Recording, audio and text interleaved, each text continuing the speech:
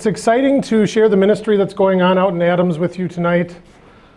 I know that because of the unique situation that I served here not that long ago, it's a little bittersweet for me to talk about leaving here and going somewhere else. But it's really cool to see God's hand in it all and see how the Lord is blessing His work, because that's what it's all about. It's not about us, it's about Jesus. And so I'm going to share with you tonight a little bit about the church in Adams where I serve. Its history, where it came from, because it's not that old.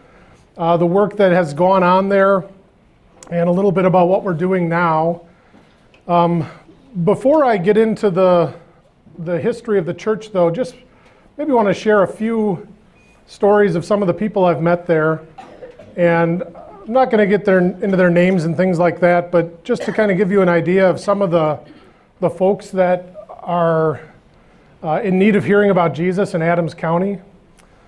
I'm teaching Bible information class many times throughout the week, and so we have kind of new member classes. And in one of the most recent ones that I've started, or I'm just starting, I'm reaching out to a man who is currently incarcerated at a prison in our state. But his parents are members in our church, and so we drive out to see him, I don't know, maybe every month or so. And I finally got rights to go in and visit with him, and so we're going to start Vic because he has some time left, and then when he gets out, he can, God willing, come and join us. But his parents, you know, they grew up in the area, and they have a lot of struggles. They're probably not people that you would look at and say they've got it all figured out as far as their life and their finances and whatnot. One of the things, though, that brought them into the church was when their son got sent away, though. They had kind of been coming to St. Paul's for a while, and when their son got arrested and locked up, mom came in and burst into the middle of Thursday morning Bible class and just, lost it, and everyone kind of wrapped their arms around her and encouraged her. And, that's the kind of thing that is neat there. There's a need for that kind of family atmosphere. There's another couple that just finished Bible information class, and they've been doing great in their personal walk of faith. It's been a challenge, I think, for the last year or so, being sober, coming out of kind of a hard lifestyle for much of their life. The lady we actually got to know because we do a jail ministry in town. The county jail is there. And so for years, we've been going in twice a month to see the guys or the ladies and have Bible study. And she ran into some of the ladies from our church there.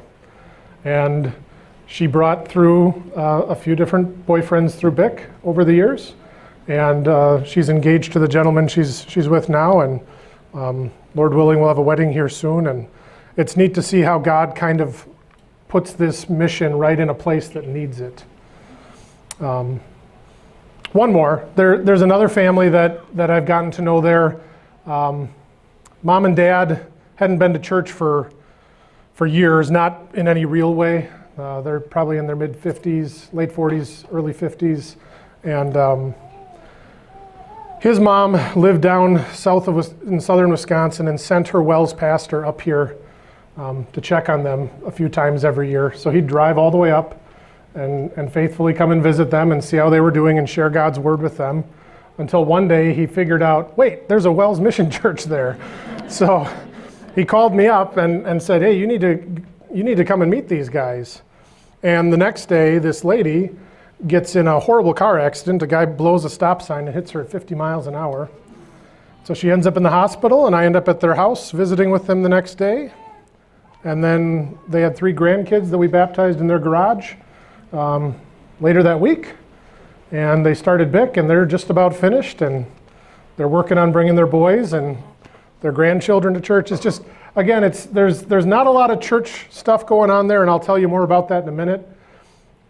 There's just opportunity after opportunity, and this is no different than what we have here in Appleton as far as people. The people are all around, but it's interesting to see in a very hard place to live sometimes how God brings some brightness to the people there. So I'm going to talk a little bit about the history of the church to start. St. Paul's is a church that began back in the 1800s in Mauston, Wisconsin. I'm sure many of you know where that is, kind of on the on the freeway there, south of La Crosse, in between kind of La Crosse and Madison. Mauston is where this church started, and back in 2008 was when they kind of started thinking about changing the way they were doing ministry in Mauston. They had finished paying off building loans. They had kind of kicked around different ideas for what are we going to do next. I know when I was here at Mount Olive, that was always a question. You know, what are we doing for ministry next? It's never just rest on what you're doing. You're always trying to look to the future. And so they were looking to the future, and they had kind of this mission mindset. We want to do something to share the gospel with others, not just, you know, invest more in ourselves here, because they weren't in a position to do a school. They didn't really need any new building at the time, although they could maybe use a little more space. But one of the things that kind of became obvious was that Adams County was maybe a place where they could help. And why Adams County? Well, first of all, it started by going to a Wells School of Outreach, and some of you have been to those here, right? Yeah, I'm seeing some heads nod. Where they were able to kind of evaluate their ministry. And one of the neat things that they saw at this Wells School of Ministry was there's an opportunity right next door. They're in Juneau County in Mauston, in Adams County, right across the river, was this island of people that were not being served. And you combine that with the mission mindset they had, and suddenly they saw an opportunity. Now, you can't probably see this real good, but they looked at what they ended up doing based on this School of Outreach was they looked at this census data from 2000, and what they found was that in all the counties in Wisconsin, you can maybe see that one right in the middle that's white. That's the one with the least amount of people going to church. And in 2010, now this would be after the mission started, they did the census again and nothing really changed. To blow it up for you here, there's Adams, and it's this island in the middle of the state that has very, very few people claiming any adherence to religion whatsoever. Which I remember when I got the call there, it kind of struck me as odd. That there was a mission church starting in the middle of Wisconsin, or that started not so long ago. And I thought, why Adams? You know, why aren't we finding somewhere else to go? But it's because there was no one doing work there. And Adams, as far as statistics, it's not a huge county. It's 22,000 residents in the whole county. You can see Adams, the city of Adams is kind of located right in the middle, so we're in a good spot to do outreach. And 70 to 80% of the people in this county are not churched at all. They don't have a church home. They don't claim affiliation with a church. Just to flip that for this area here in Appleton, it's almost reverse. I think it's about 25-30% would say they don't have a church home. I don't know if any of the pastors can back me up on that, but it's something like that. At least it was when I was here. So it's just a very different atmosphere. You know, you walk around town here, yeah, there's people who don't have any church affiliation, but a lot of people do. There, it's kind of the exception to the rule if you go to church. Why? That's a good question. It's one that we still try to wrap our minds around, I guess. One of the reasons I think is these retirees who end up going and living in Adams County. And maybe the reason for that is, like many people when they retire, they want to find a place to live that is affordable. And because of Adams County being one of the poorer counties in the state, the land there is pretty reasonable. So you can buy a decent piece of land and maybe a decent home or retirement place for a good price. And so you end up with people that retire and move there, but then they retire from church when they move there. And maybe they were never very active in their home church, and it was just kind of natural to come here and leave that behind. So that's part of the population, is you have kind of these transplants from southern Wisconsin, northern Illinois, a lot of times. And then you've got the people just in the county. And the socioeconomic state of the county, like I mentioned, it's one of the poorer counties in the state. Along with that, there's just a lot of challenges for the people that live there. There's a test called the ACE test, the acute childhood, I'm forgetting now. Adverse childhood, yeah, I gotta have the social worker help me out. Adverse childhood trauma, right? Experience, thank you. I always want to call it ACT. But it basically, it's a 10-question test, and it measures different ways that kids can be traumatized when they're young, whether it's broken homes, abuse, sexual, physical, drug abuse, substance abuse, mom or dad in jail, things like that. And in Adams County, the numbers are through the roof. I mean, you're talking kids answering upwards of 7 or 8 on that scale. When the norm, if you want to call it that, if you're going to have maybe more of a normal childhood, is below 3, 2, 3, somewhere in there. And so there's just a lot of challenges. These kids are growing up in tough homes.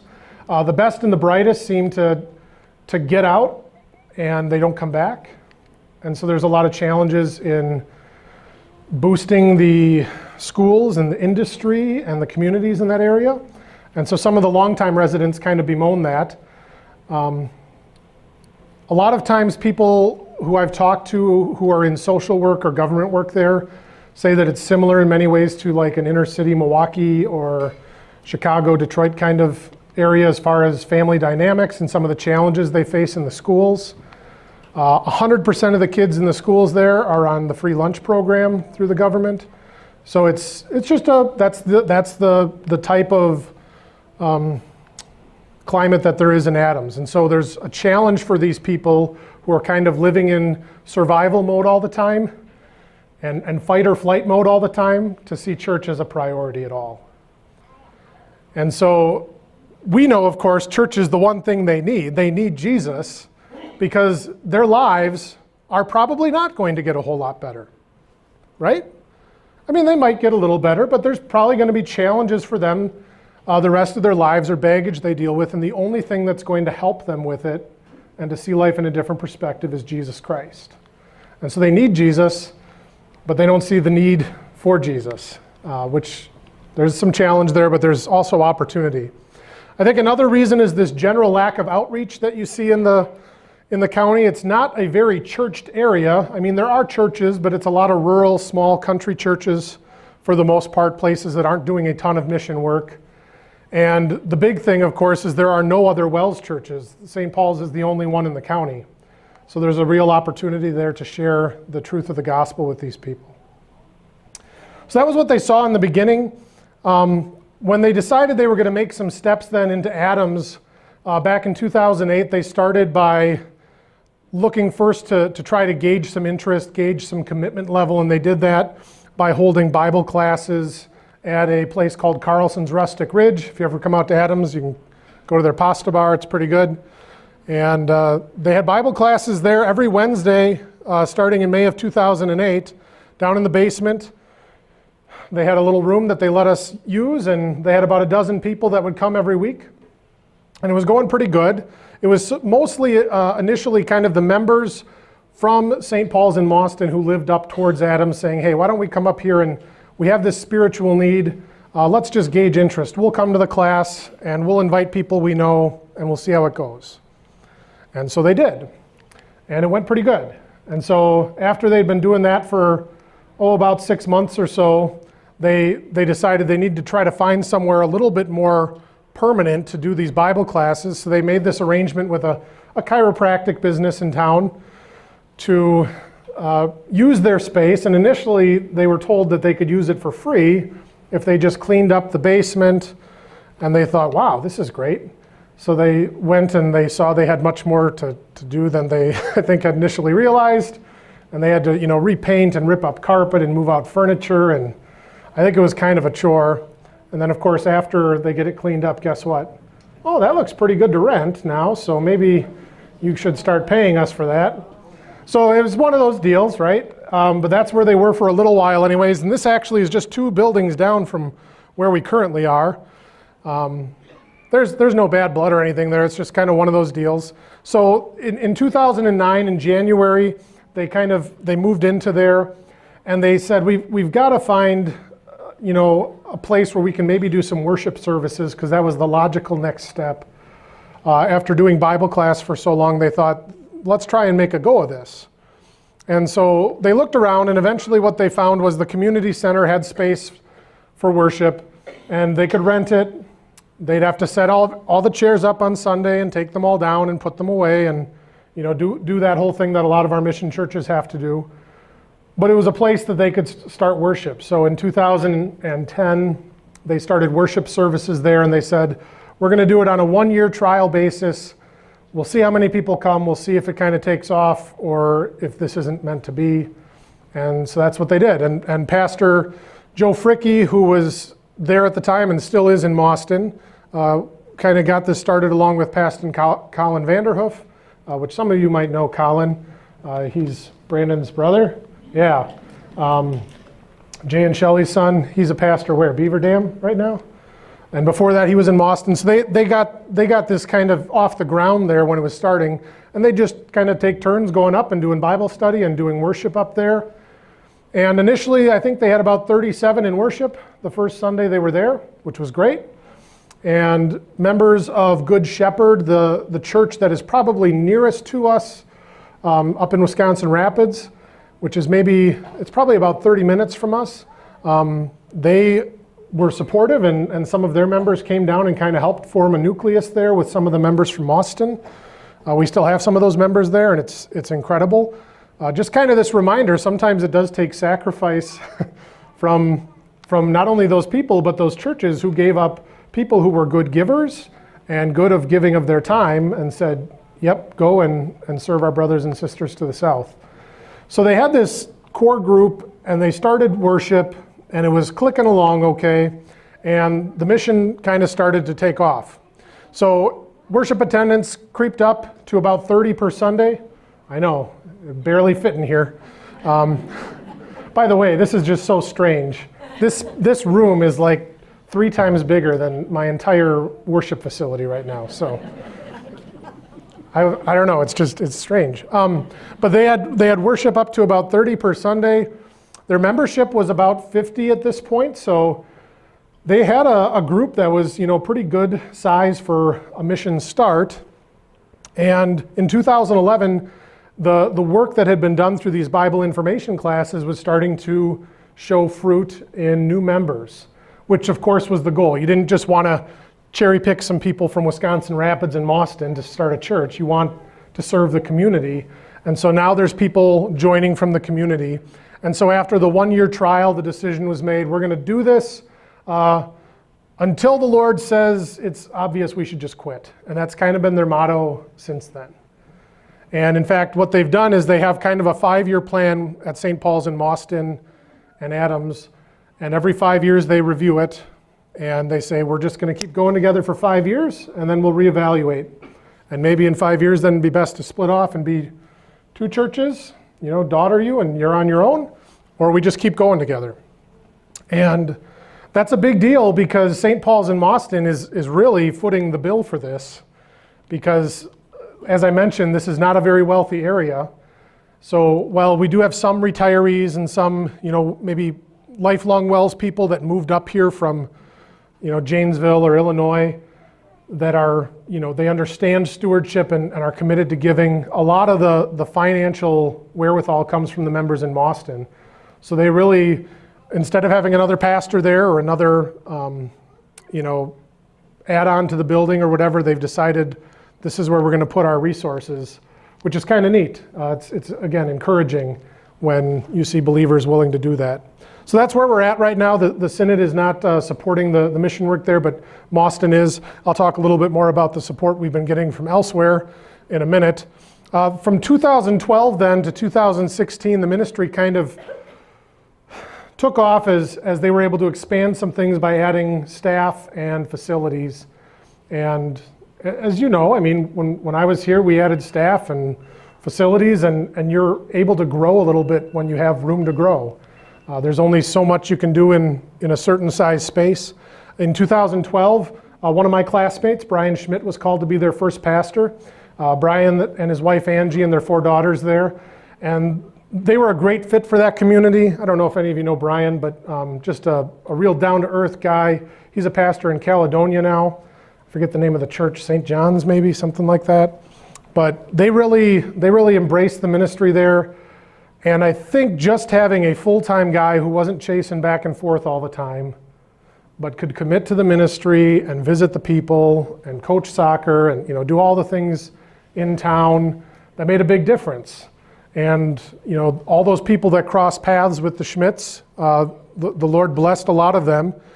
And so not only did they have a new pastor, though, they had a new building, and this is the location we're currently at. I say permanent because no more setting up chairs and taking them down every Sunday, although we still do some of that. But at least they had their own space now where they could rent it, have Bible classes during the middle of the week, have an office for their pastor, have a kitchen for doing potlucks and things like that. So this is our building. We affectionately, or some people really hate the name, but we call it the Purple Palace. And surprisingly, it was a former daycare center. It's not that big, as you can tell. And the inside, you can kind of make out there's a Sesame Street mural on one wall. We cover that up with a veil during the service. Otherwise, the children would just want to play with it, I'm sure. There's our narthex. Don't get jealous. This is the hopscotch rug that's in the middle of our sanctuary floor. The kids like it when we move all the chairs for Bible study because then they can play hopscotch. There's kind of a view of the church. So we've got our handful of rows, and there's our altar from last Easter, or maybe a few Easters ago, decked out. So this is where we are currently worshiping, is in this building. These chairs, by the way, we used to just kind of have metal folding chairs and some of these odds and ends. These ones were just gifted to us last year by a church, Peace in Loves Park, Illinois. I think Pastor Schreiner had a call there last year. They were remodeling their sanctuary, and we caught wind that they were looking to give these to a mission church, and so we drove down there and got them, and it was a huge deal. That's the interesting thing at a small church like this. Any little thing like that is a huge deal because you don't have the same resources a larger church might. And so not only is it more comfortable, but it makes it feel a little bit more like church than a PTA meeting, So it's been good. October 7th is when they started there. So in 2012, Pastor Schmidt came in May, and by October they were into this new building. They had 80 people there. It doesn't fit 80 people real good. So those chairs, when you looked at them, that's 80 chairs set up. And it's not always so comfortable, and you know this up in church because I watched you do this. You like to have a little room between you and the next person, right? Even if you love them, you want to have a foot or so between you. And so when you're crammed in there, you're really crammed in there. And that was one of the things they started to notice right away was, this is a great building, but this is not going to be our home forever, which I think, of course, that's always the goal. So not only did the called workers expand and the facilities expand, but the membership grew with that. Again, it was by God's grace.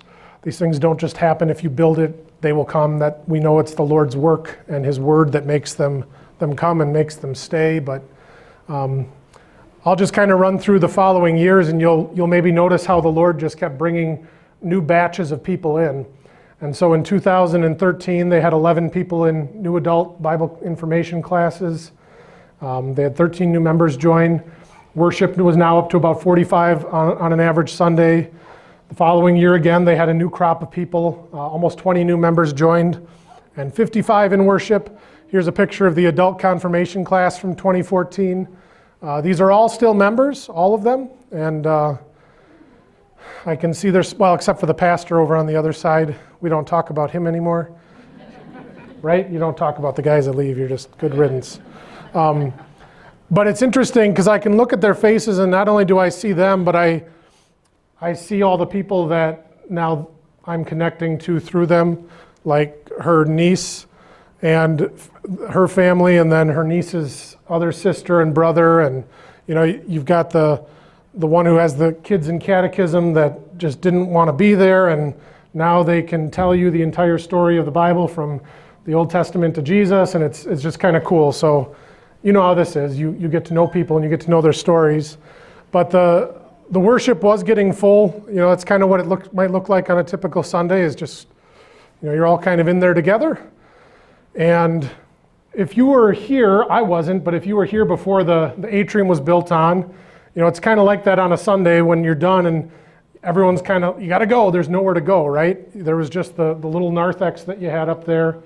That's kind of what it's like on Sunday mornings. But people will generally visit. They come beforehand to visit for quite a while. 2015, 22 new members joined. So you can see every year the church was kind of growing in pretty big chunks for a small mission in a not very populated area. So the Lord was really blessing it. On Christmas Eve that year, they had 100 in worship. Again, not ideal for that many people to be in a space that small, but awesome that they were coming to hear about Jesus. And they figured at this point, we really do need to do something about this long term, and so they started looking into land. They ended up purchasing some land just north of where they currently are, where we currently are in Friendship. So Adams and Friendship, they're a city, two cities separated by a stoplight. They share a school, they share a lot of things. So if I use them interchangeably, that's why. But Friendship is where this is. If you go to Adams Friendship, you can drive past this. The sign's still there because we're still working on building plans. But they figured we need to do this. They bought the land outright. They got some funding for that. They actually started a building fund that same year and were able to already put about $40,000 into it that first year in addition to buying the land. So things were kind of clipping along pretty good. And then in 2016, they again had a new crop of members come in, but they noticed church attendance started to plateau. They would have members with young kids say, there is nowhere for me to go. There's no mother's room, there's no narthex, there's nothing. If my kid screams, you got to deal with it. And that doesn't always work the best. And when you come and there's 100 people on Christmas Eve, the committed people will come back. The others will be like, that was crazy. I don't know if I want to go back there again. So there's this need there to have more space because, again, it's hard to just keep cramming them in like sardines. One of the things they did to try to alleviate that a little bit was for these larger festival services, they started renting out the local high school fine arts center. Adams Friendship actually built a pretty nice, newer fine arts center maybe 10, 15 years ago, somewhere like that. And the inside of it, they've got a big auditorium, and that's kind of the stage with our Christmas stuff on it. So for Christmas and Easter, we've been doing that now for a while, and that seems to help. So for those services that get a little bit bigger, we're at least able to have some breathing room. But of course, when things are going along and really trucking, that's when a lot of times change and transition come and threaten to set you back. And that's kind of what happened in 2017. And so they've been in a transition now for the past few years. So the membership was really clipping along. They were up to about 125. They had 150 people in Easter worship in 2017. They hired an architect for their building project, and then their pastor left. And pastors come and go all the time. You guys know this. Maybe not so much with Rosh and Zank, but you know how this works. In our synod, guys get calls, and especially these days it happens. But when you're at a mission church especially, and you've only ever known one pastor for some of these people, and for a lot of them who were newer Christians, they had only ever known this pastor in their whole Christian life, and now he's gone. It kind of stung, So there was, I think, some confusion. They didn't maybe understand the call process as well as some of our lifelong Wells members might. And so it's never easy to lose a pastor, I suppose, but for a new mission church, that was kind of a tough pill for them to swallow. But of course, Jesus is their shepherd, not the guy who was there and not the guy who's there now. And he got them through it. And it was kind of interesting talking to their pastors down in Mauston when I left. Despite the fact that they kind of had this void, the ministry didn't really slow down a whole lot. They still had new people coming to join BIC. They still had people coming to worship every week. So while there was some, probably hurt about the situation and uncertainty about the future, the Lord clearly still was saying there's plenty of people here to be serving. And so they called for a while, and you know the rest of the story. After Pastor Schmidt left, though, they unveiled some new plans for a facility. That was the original one they drew up, which looks kind of nice. It was a bigger facility, like 1,200, maybe 1,300 square feet, or 13,000 square feet, and had a sanctuary that would seat like 200 or so. We've had to scale that back since then, and I'll tell you more about that in a minute. Sorry, I'm just gonna, there we go. But after their pastor left, they kind of just kept trucking along. Once they called and I accepted the call there, you know, they were a little uncertain of how that was going to go. I think they were excited to keep moving with the building project. They were happy that I had just been in one here and thought, hey, you can just come in and boy, that was fun to go into another building project, which we're still doing. But there was a lot of, you know, you see God's hand in that. I got to sit for 2 years and hear all the planning and watch some of our, man, we've got some really talented guys here and really dedicated, called workers. So it was neat to learn from that before you go and try and do it at a place like this that didn't have a whole lot of experience with that. So in 2018, that's when I was installed last year. And again, you know, there were people that were showing up. So they had people that were interested to see who the new guy was. It's kind of funny now. The Zanks were there too, right? Yeah, you guys were there. And that was from our installation. You can tell all the kids are thrilled to be there. It was a little rough. They're doing fine now, but there's one more of us. My wife said, put a picture of us in there. They'll want to see that. We got a lot of snow this winter. You guys did too, I'm guessing. By the way, I think it was the teachers. You guys gave us all this great snow gear. Man, that was awesome for this winter. We got some good use out of that, so thank you. But anyways, we kind of just tried to pick up as much as we could where they had left off so that things didn't fall. So I kind of got there and tried to hit the ground running as much as I could. And believe me, and for those of you that know me, I'm not like this great door-to-door cold call evangelist. It's not that I was out knocking down doors and you know, starting clubs and things like that. God just kept sending people across my path in all these awesome and strange and weird different ways. And whether it was members introducing me to someone or me, you know, getting a phone call out of the blue, which has happened more times than I can tell you. We've had a lot of people come in and want to know more about Jesus. And so I've been teaching a lot of BIC throughout the week since I've been there. We've had about 15 new members join in the last year or so. We have 11 different classes we teach throughout the week. Most of those I'm a part of. We do have one I mentioned in our jail, which is kind of nice. Adams County has a jail, and we have twice a month we have 2 laymen from our congregation go in there, 2 or 3, and they lead a Bible study for the inmates, and then some ladies from Boston come up and do that for the ladies. And we don't see a ton of people come out of that and join us, although we've had some. But again, it's just a great way to share the Word of God. And so whether it's that's kind of what we've been, I guess, known for in the areas. We're the church that actually is going to do a lot of this teaching. You know, if you want to know what our church is about, come to our classes. And so we offer those regularly, and people seem to enjoy that. Not everyone is joined. I mean, that's not how it works. But we get to share the Word of God with a lot of people. Worship is again, it's kind of plateaued. We averaged 60 last year. And it gets tough in there when you get much more than that, comfort level-wise anyways. We did kind of spend some time this past year revising our building plans. You probably can't see this well, but that's okay.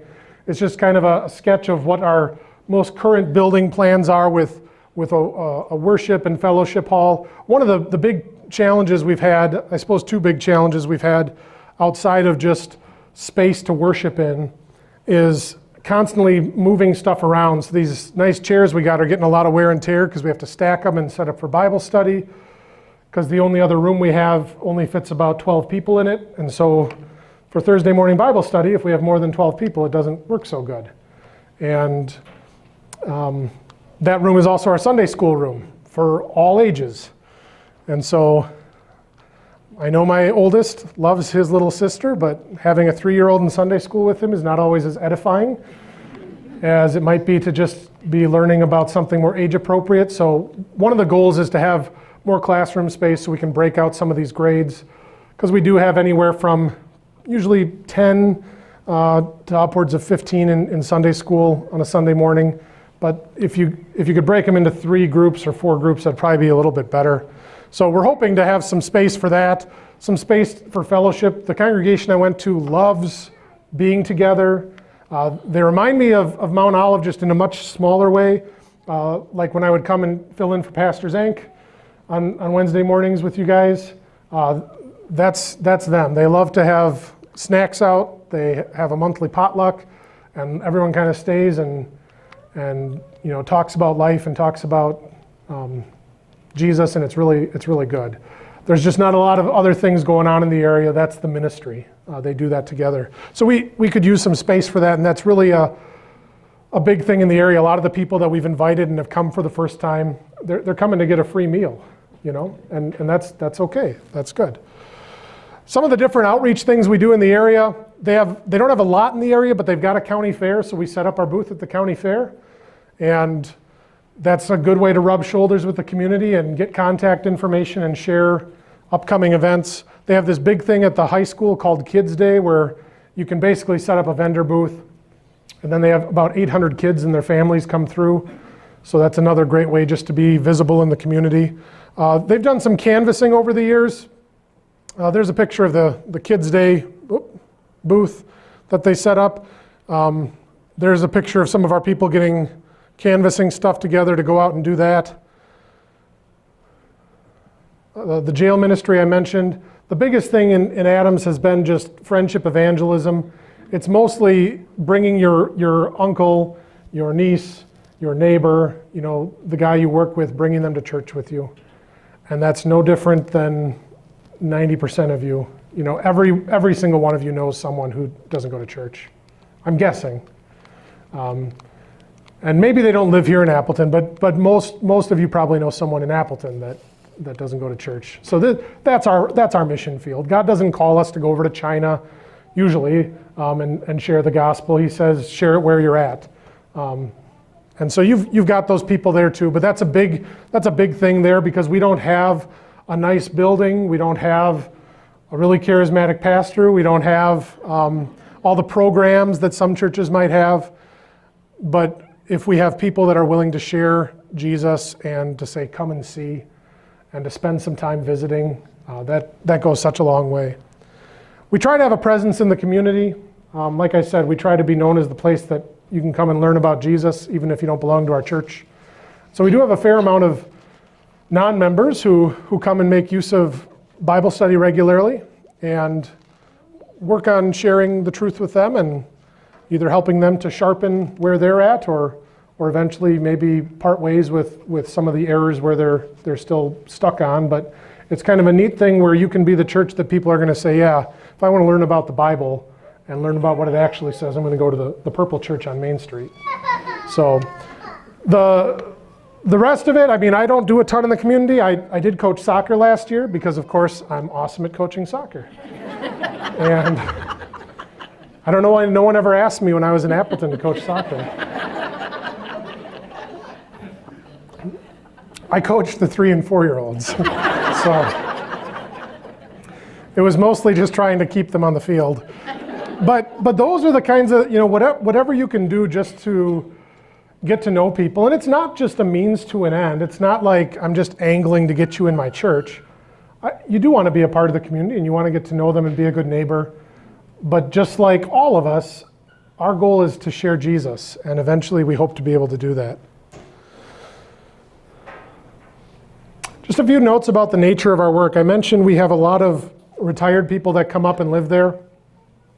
And we have some people who are really just trying to scratch out an existence, living paycheck to paycheck or government check to government check.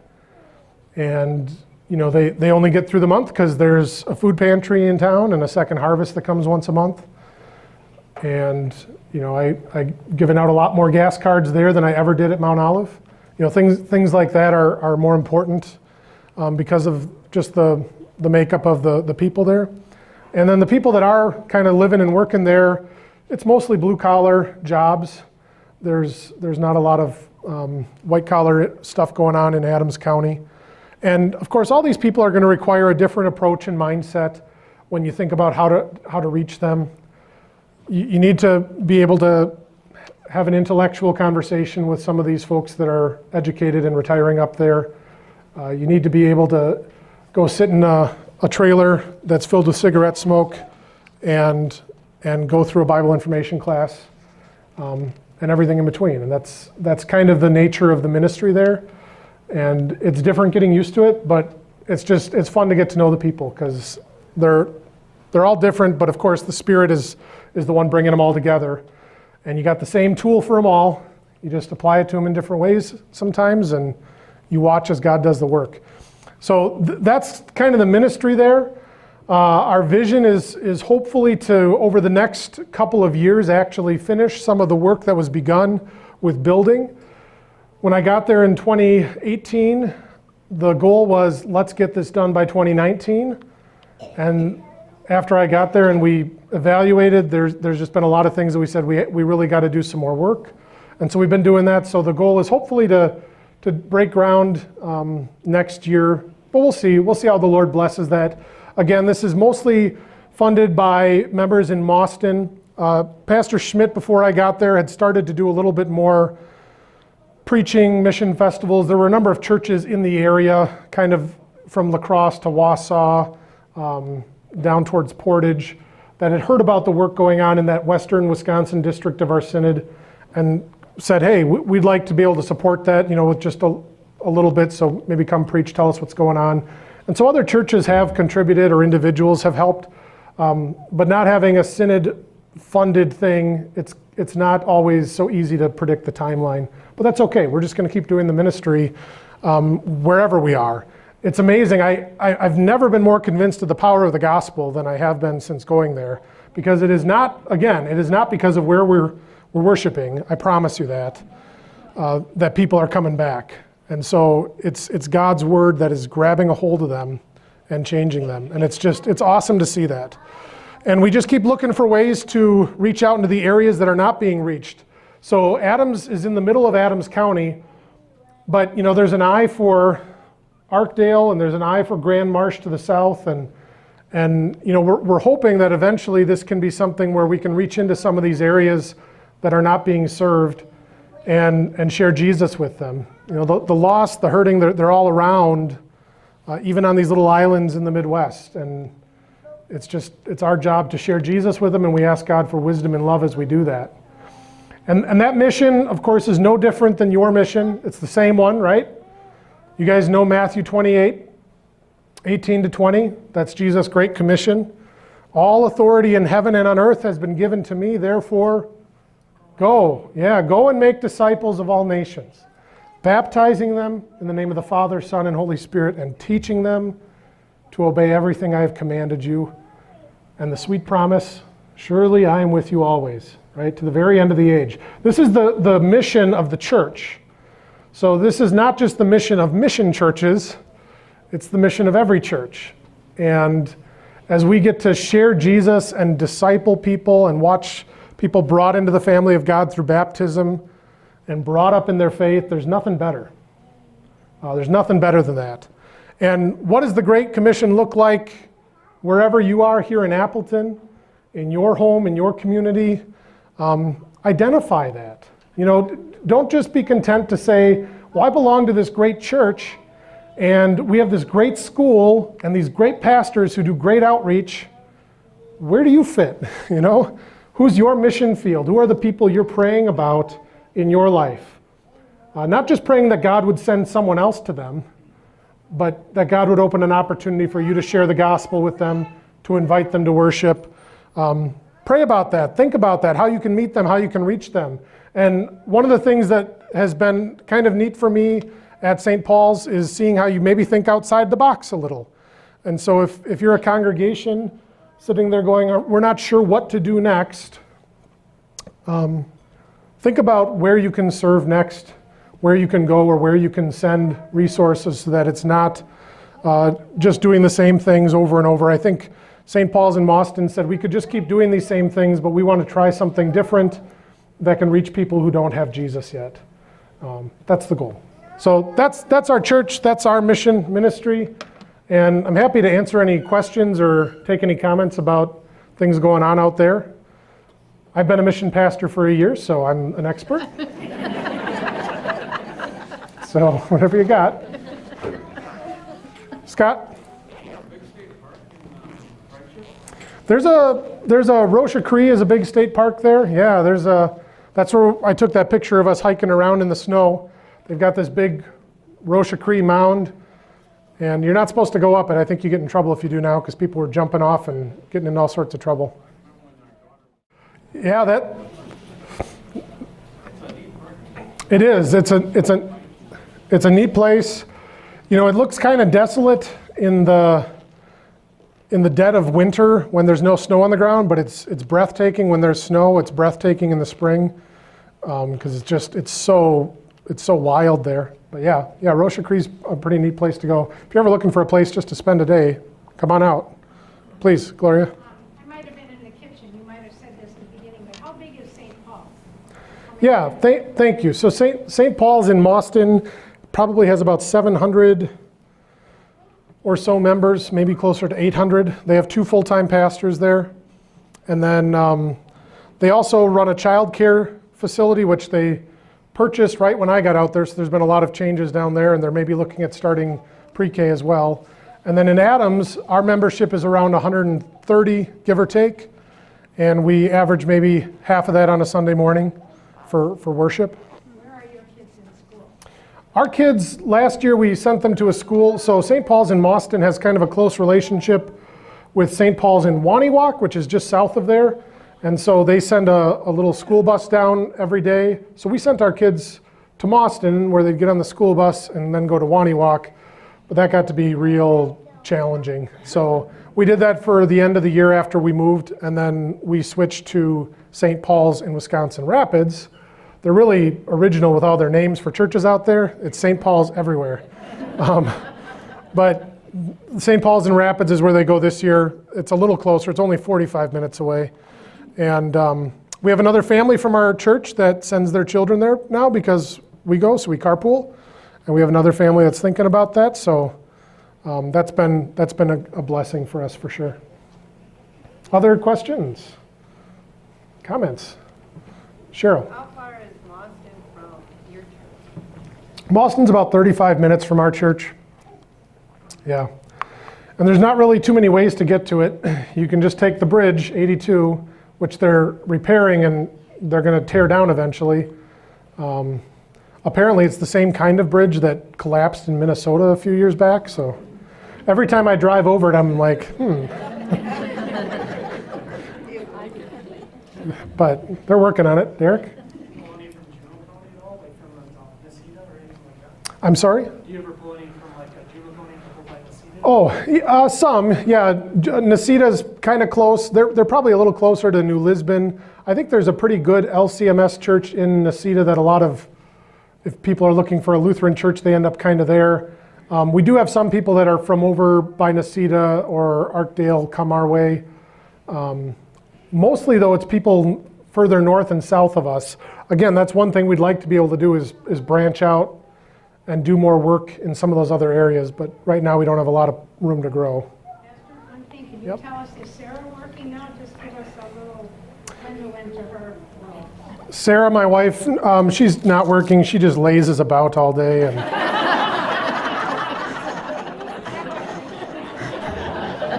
no, I'm just teasing. She was finishing some medical coding certification when we left here. She finished that, and unfortunately we're kind of in the middle of nowhere as far as jobs go. She wasn't able to get a job in the area. She would have had to travel quite a ways, and it didn't work. So she actually decided, well, I'll just keep going to school. So she's going back for more medical stuff. She's either going to do something with coding or maybe nursing, or maybe she'll just be in school forever. I'm not sure.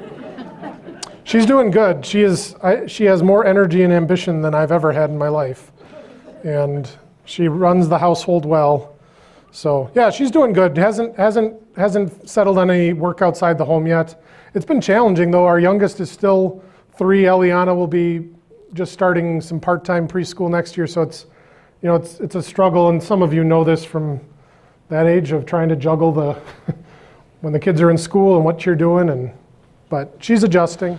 If not, thank you very much for having me. I'll stick around and visit if you'd like to just mingle at all, and I will be praying for you guys as I always do. And please keep our congregation at St. Paul's in your prayers. It's appreciated.